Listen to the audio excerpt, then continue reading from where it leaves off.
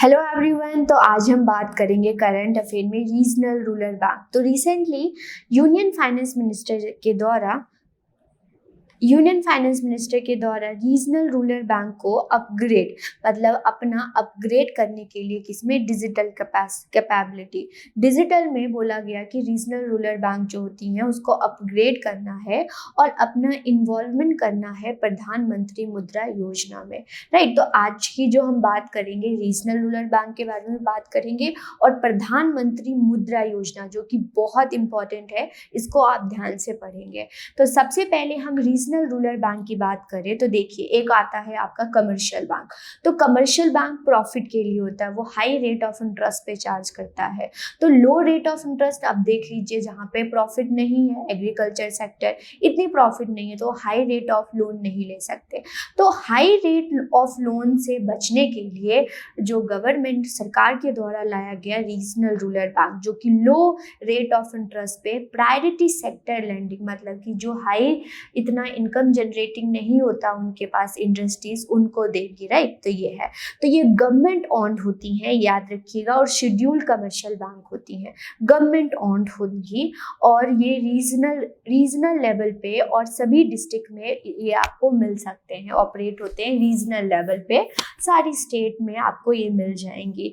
ये देखिए क्या काम करते हैं, सर्व करते हैं रूरल एरिया और बेसिक बैंकिंग फैसिलिटी देते हैं। Right, banking facility basic.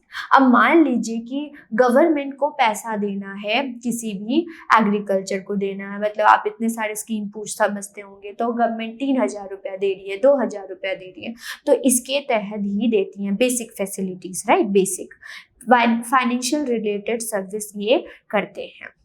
ये बहुत जो चीज़ मैं आपको बोलूँगी उसको आप लिख लीजिएगा, वेरी इंपॉर्टेंट है। तो हमने देखा ये गवर्नमेंट ऑन शेड्यूल, इसको नोट करेंगे, वेरी गुड इंपॉर्टेंट। अब देखिएगा किनके द्वारा रिकमेंडेशन से रीजनल रूरल जो बैंक स्टैब्लिश हुआ। तो नरसिम्हम कमेटी, याद रखिएगा, नरसिम्हम कमेटी के द्वारा 1975 में रिकमेंड किया गया था कि रीजनल रूरल बैंक को स्टैब्लिश किया जाए। ओके, ये 26 सितंबर 1975 में क्या हुआ, पास हुआ एक ऑर्डिनेंस, आरआरबी एक्ट 1976, उसके तहत ये आया है।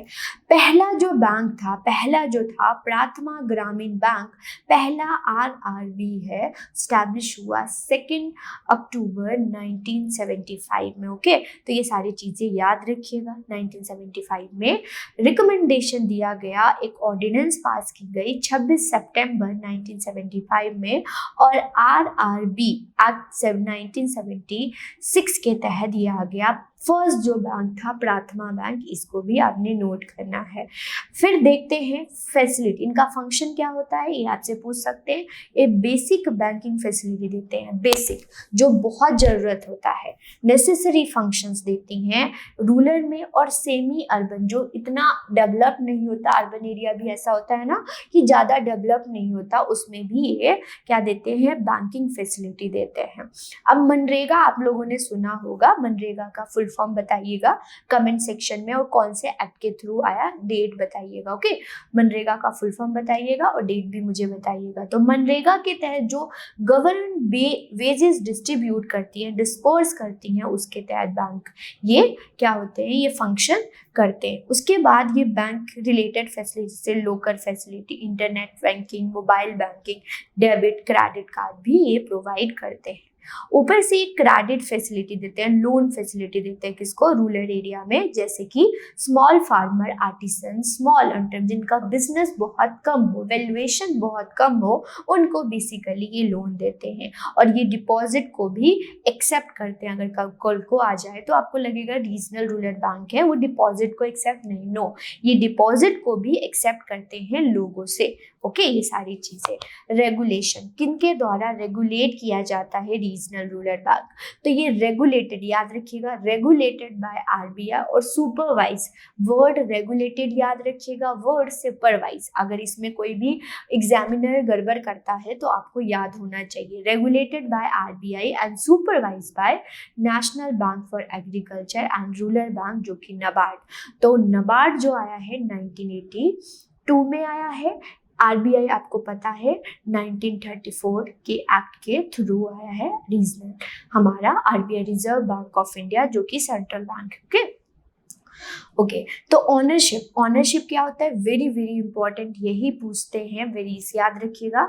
इसमें कौन ऑन करता है, रीजनल रूरल बैंक में जो फंड डिस्ट्रीब्यूट करता है किनका किनका होता है, सबसे ज़्यादा गवर्नमेंट का होता है, फिर एक स्पॉन्सर्ड बैंक होती है, स्पॉन्सर्स बैंक कोई भी हो सकती है, कमर्शियल बैंक वो होती है, गवर्नमेंट ऑफ इंडिया का 50% फंड होता है, स्पॉन्सर्ड बैंक का 35% और जिस स्टेट में वो रीजनल रूरल बैंक है उसका 15%। तो आपको ऐसे भी पूछ सकते हैं अरेंज करो, राइट, ऐसे भी आपसे कर सकते हैं कि सबसे ज़्यादा क्या होगा, मैच द फॉलोइंग, किसी भी वे से आता है तो ये पूछ लेंगे। मैनेजमेंट बाय कौन करते हैं, तो इसमें क्या होते हैं, बोर्ड ऑफ डायरेक्टर होते हैं जो कि एक चेयरमैन होते हैं, एक चेयरमैन, और 3 डायरेक्टर होते हैं in case of central government, 3 director जो कि सेंट्रल गवर्नमेंट नॉमिनेट किया जाएगा, 2 डायरेक्टर जो कि नॉमिनेट किया जाएगा स्टेट गवर्नमेंट के द्वारा, जिस रीजनल रूरल में स्टेट जो भी रीजनल रूरल बैंक जिस पर्टिकुलर स्टेट में होगा उसका, एंड मैक्सिमम 3 डायरेक्टर होते हैं in case of sponsor bank, कोई भी रीजनल रूरल बैंक को फंड दे रहा है स्पॉन्सर बैंक उसके तहत। तो ये सब हमने देखा regional rural, A to Z मैंने आपको बता दिया क्या क्या था। सेकंड बोला गया था कि रीजनल रूरल बैंक को प्रधानमंत्री मुद्रा योजना में अपना इन्वॉल्वमेंट इंक्रीज करना है, कैसे, यहाँ पे देखते हैं। तो यहाँ पे देखिएगा बहुत बहुत फेमस ये स्कीम है, ये इंडस्ट्रीज के लिए लाया गया है, ओके, स्मॉल इंडस्ट्रीज जिनका होता है। तो मिनिस्ट्री ऑफ फाइनेंस जो है इन्होंने गवर्नमेंट ऑफ इंडिया के द्वारा, ministry of finance government of India के द्वारा लॉन्च किया गया 8 अप्रैल 2015 को, ओके, ये याद रखिएगा। ये बेसिकली किस लिए लाया गया, फाइनेंशियल इंक्लूजन, बहुत बार मैंने आपको बताया है फाइनेंशियल इंक्लूजन मतलब होता है कि हर एक व्यक्ति के पास क्या हो, बैंकिंग की फैसिलिटी हो। तो 3 पिलर के लिए, जैसे कि बैंक, द अनबैंक, जहाँ पे बैंक नहीं है वहाँ पे बैंक की फैसिलिटी, जहाँ पे सिक्योरिटी, द अनसिक्योर, मतलब सिक्योरिटी पर प्रोवाइड, जिनको अनसिक्योर है उनको क्रेडिट फैसिलिटी नहीं मिलता, उनको पैसा नहीं होगा, बिजनेस नहीं करेंगे तो हमारी इंडिया की ग्रोथ कैसे होगी, और फंड दिया जाता है जो कि अनफंडेड होते हैं। इनका 3 पिलर है जो कि आपने याद रखना है। अब किसको लोन देते हैं, ये 3 प्रकार के डिवाइड है, उनको लोन देते हैं। जो शिशु होता है स्टूडेंट, वो लोन अप टू 50,000 लोन दिया जाता है। जो किशोर होते हैं उनको अगर किसी को लोन देना है तो 15 जिनका लोन कवर होता है 50,000 से 5 लाख के लिए, और तरुण मतलब ये लेवल होता है, शिशु सबसे छोटा, किशोर थोड़ा बड़ा और तरुण सबसे बड़ा, जिसकी 5 लाख से 10 लाख। तो इसका जो होता है, इंडस्ट्रीज जो बड़ी होती हैं उसको उस वे से नाम दे दिया है। छोटे बच्चे को शिशु बोलते हैं, थोड़ा बड़ा होता है किशोर बोलते हैं, फिर तरुण बोलते हैं, ये याद रखिएगा, ओके। फिर आता है ये एलिजिबल कौन होगा मुद्रा योजना से लोन लेने, वो सिटीजन ऑफ इंडिया होना चाहिए, सिटीजन होना चाहिए हमारी कंट्री का, एंड नॉन फार्म एक्टिविटीज में इन्वॉल्व हो, for the non farm income generating activities, जैसे कि मैन्युफैक्चरिंग, प्रोसेसिंग, ट्रेडिंग और सर्विस सेक्टर होगा उसमें इन्वॉल्व होगा, राइट। तो ये चीजें हो गई। तो यहाँ पे देखिए ये जो लोन है किसी भी public sector bank, regional rural bank, cooperative bank, private sector bank और फॉरेन बैंक इसमें इन्वॉल्व होंगे, non banking, up to 10 lakh जो है, अप टू 10 लाख पैसा दिया जाएगा इस फंड के, राइट 10 लाख तक, यहाँ से देखा था 10 लाख तक लोन दिया जाएगा। और मुद्रा का जो फुल फॉर्म याद रखिएगा, मुद्रा का फुल फॉर्म है micro unit development refinance agency, okay limited, micro unit development refinance agency. अब रीफाइनेंस का वर्ड मैं आपको बताती हूँ थोड़ा सा, देखिए एक बार फाइनेंस दिया जाता है, अब फाइनेंस दिया जाता है, मान लो उसका बिजनेस सही नहीं चल रहा, डूब रहा है, तो दोबारा लोन दिया जाता है कि कोई बात नहीं, आप दोबारा क्या करो, उठो, राइट, अपना दोबारा उठने के लिए, डेवलपमेंट के लिए रीफाइनेंस। एक और भी डेफिनेशन होता है है, लेकिन इस न्यूज़ के पॉइंट ऑफ व्यू से उसका डेफिनेशन क्या फिट बैठता है, तो रीफाइनेंस दोबारा उठने के लिए। ओके, तो इसका सब कुछ आपने याद रखना है, कब आया, कौन सी कमेटी है, एवरीथिंग आपको एक एक चीज़ हमने आपको बताया। ओके, इसी के साथ आज का लेक्चर यहीं पे एंड करते हैं। आप सभी को अच्छा लगा होगा, लेकिन हम करंट अफेयर्स चाहे वो इंडियन इकोनॉमी हो चाहे कोई भी हो, और बेसिक इकोनॉमी के टर्म्स हम समझते हैं। तो बने रहे गोइला क्लासेस के साथ। आप सभी का धन्यवाद।